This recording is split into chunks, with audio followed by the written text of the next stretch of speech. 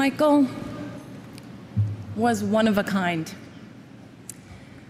I thinking back to when we met and the many times that we spent together. And whenever we were out together and there would be a picture taken, there would be a caption of some kind. And the caption usually said something like an odd couple or an unlikely pair. But to us, it was the most natural and easiest of friendships. I was 13 when we met, and from that day on, our friendship grew. Michael always knew that he could count on me to support him or be his date, and that we would have fun no matter where we were. We had a bond. And maybe it was because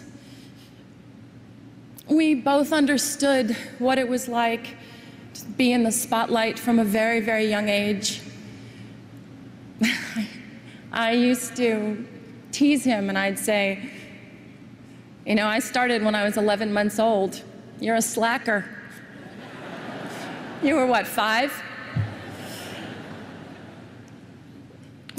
Both of us needed to be adults very early. But when we were together, we were two little kids having fun. We never collaborated together. We never performed together or danced on the same stage, although he did try in vain one night to unsuccessfully teach me the moonwalk. And he just basically just shook his head and crossed his arms at my attempt. We never filmed a video or recorded a song, but what we did do was laugh. It was always a competition to see who could make the other one laugh more or be sillier. Michael loved to laugh. His heart would just burst out of him when he was laughing. He adored it when I did silly imitations or told him stories about my life. MJ's laugh was the sweetest and purest laugh of anyone's I had ever known. His sense of humor was delightful, and he was very mischievous. I remember it was the night before Elizabeth Taylor's wedding, and he had called me prior and asked if I would join him. He didn't want to be alone for all the festivities. And it was the night before the big day, and Michael and I tried to sneak in to get the first peek of the dress. And we were just giggling like crazy, and we almost passed out in hysterics when we realized that Elizabeth was actually asleep in the bed. We thought she was in an entirely different room. And we had to laugh and sneak out. Then at the point of the wedding, when there was the first dance, basically we had to joke that we were the mother and father of the bride. Yes, it may have seemed very odd to the outside, but we made it fun and we made it real. When he started wearing the glove, I was like, what's up with the glove? I was like, look, if you're gonna hold my hand, it better be the non-gloved one because sequins really hurt me. He would dig in. He'd just shake his head and he would just smile.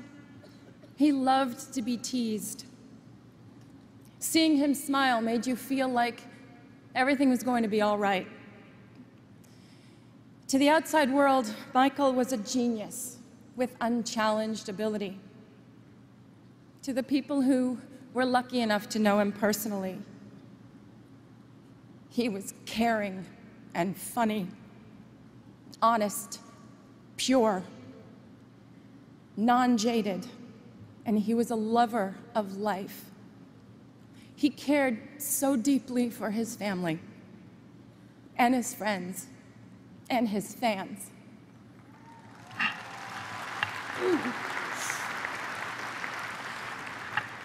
He was often referred to as the king, but the Michael that I knew always reminded me more of the little prince. Thinking of him now, I'd like to share a passage from the book. What moves me so deeply about this sleeping prince is his loyalty to a flower. The image of a rose shining within him like the flame within a lamp, even when he's asleep. And I realized he was even more fragile than I had thought. Lamps must be protected. A gust of wind can blow them out. Michael's sensitivity was even more extraordinary than his talent, and his true truth resided in his heart. As the little prince also said, eyes are blind. You have to look with the heart. What's most important is invisible. Michael saw everything with his heart. To his family, his brothers and sisters, Catherine, Joe, and to his children, Prince, Paris, Blanket, my prayers are with you.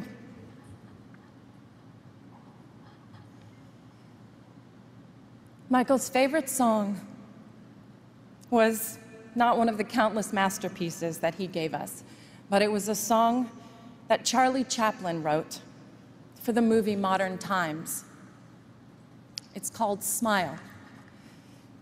And there's a line in the song that says, "Smile though your heart is aching." Today, although our hearts are aching,